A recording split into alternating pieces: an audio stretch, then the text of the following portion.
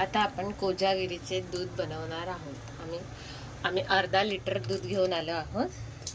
एक भांडे ठेवले आहे, त्यात आपण आता दूध ओतूया.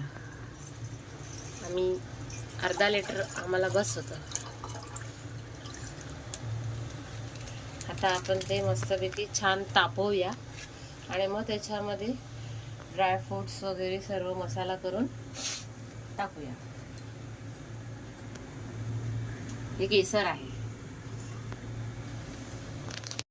हे बघा दुधाला उकळी फुटलेली आहे. आता आपण त्याच्यामध्ये हा केलेला मसाला त्यात टाकूया. आवाज बंद करा तुम्ही. आता हे छानपैकी असं जरा उकळून घेऊया. मग ह्याच्यामध्ये दूध गरम झाल्याच्या नंतर केसर भिजवून ठेवलेलं आहे, केसर टाकूया. आणि हे गार्निशसाठी काजू आणि बदाम दोन्ही ठेवलेले आहेत. मस्त ग्लासामध्ये गार्निश करूया. तर 2 मिनिटांमध्ये हे चांगलं मस्त जरा उकळू दे, छानपैकी उकळू द्या.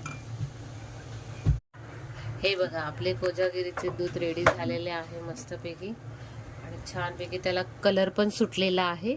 आता आपण मस्तपैकी ग्लासांमध्ये ओतून घेऊया आणि छानपैकी गार्निश करूया. हे नाही येतात ना तांबे. आता आपण सौगाणीसाठी आम्ही काढून घेतो.